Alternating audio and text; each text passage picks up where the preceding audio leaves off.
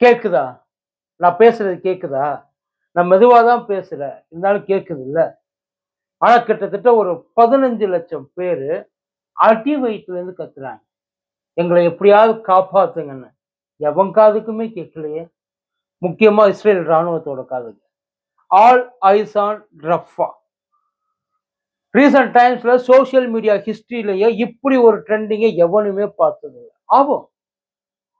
எப்படி ஆகும்னா, ஒரு பதிவு ஒண்ணு போட்டாங்கன்னா, அந்த பதிவ வந்து பல பேர் வந்து ரசிச்சு, அந்த பதிவ வந்து ஷேர் பண்ணுவாங்க, லைக் பண்ணுவாங்க, கமெண்ட் பண்ணுவாங்க. அந்த பதிவு பலராலும் பேசப்படும். ஆனா முறையா கிட்டத்தட்ட ஒரு 10,00,000 பதிவு. அதே பதிவ மறுபடியும் போட்டு சோசியல் மீடியால எங்க திரும்பினாலும் அந்த ஒரு விஷயம் தான் இருக்கு. All eyes on Rafah.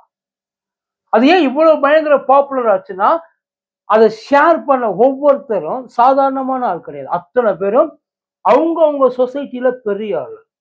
For example இந்தியாவ எடுத்துக்கிட்டோம்னா, முறையா சினிமா செலிபிரிட்டீஸ்.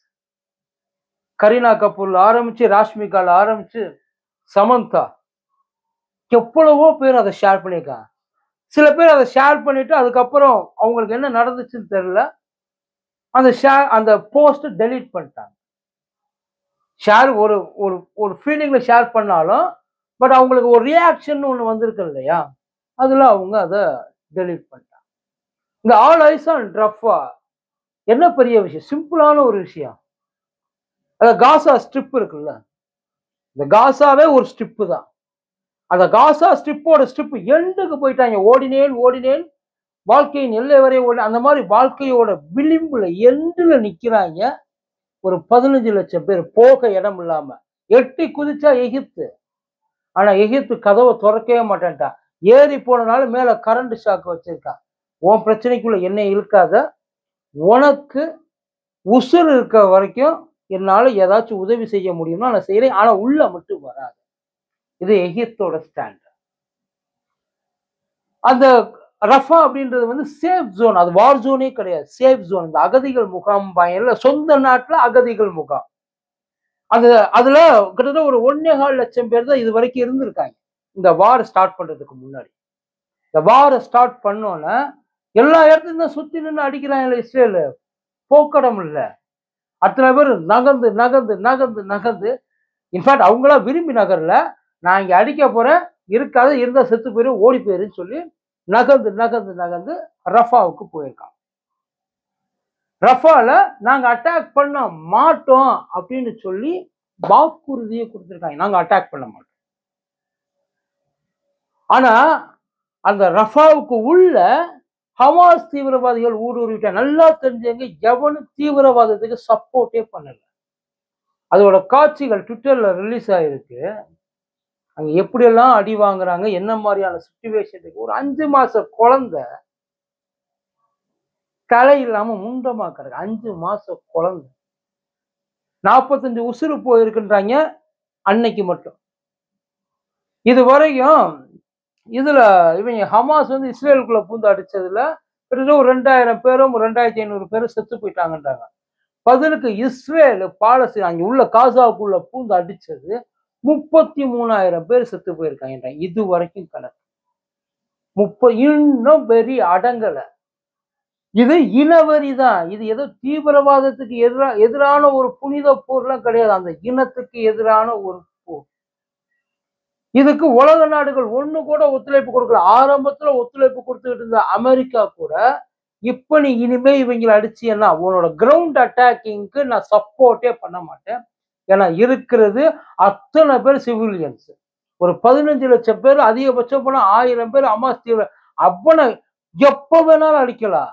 ஆனா இப்ப அடிக்கிறதுக்கு காரணம் எவனை கருவறுக்கிறதும் பையன் பார்த்தீங்களா? காசாவ கருவறுக்கிறாங்க. எவனை இனிமேல் எங்களை எதிர்த்து நிக்க கூடாதுன்றதுல இஸ்ரேல் ரொம்ப குறியா இருக்கு. ஐநாவோட அந்த குற்றவியல் இது இருக்கு இல்லைங்களா? அவங்க சொல்லியிருக்காங்க போற நிப்பாட்றா, நீ போறது சரியில்லைன்ட்டு. நான் எவன் பேச்சையும் கேட்க மாட்டேன். இறங்கி அடிக்கிறான். இதை எதுக்குடா இப்ப நம்ம இங்க பேசிக்கிட்டு இருக்கோம்? இஸ்ரேலுக்காக இடுப்ப காட்டினவங்க இந்தியாவுல இருக்காங்க. நம்ம கூடவே இங்களுக்குள்ளேயே இருக்கிறாங்க. இஸ்ரேல் பண்றதுல என்ன தப்பு? அவங்களுக்கு பாலஸ்தீனக்காரங்களுக்கு இதெல்லாம் வேணும். ஒட்டுமொத்த உலகம் இது வரைக்கும் பாலஸ்தீனத்தை எதிர்த்தவன் கூட இப்ப பாலஸ்தீன பக்கம் நிக்கிறான். ஏன்னா மனுஷனா பிறந்த உள்ளுக்குள்ள ரத்தமும் சதையுமா தானே நம்ம எல்லாம் இருக்கிறோம். நல்ல ஹமாஸ் தீவிரவாதியை பிடிச்சி இஷ்டத்துக்கு வருஷ கணக்கா டார்ச்சர் பண்ணி சாவடிக்கலாம். அது அவனோட விருப்பம்.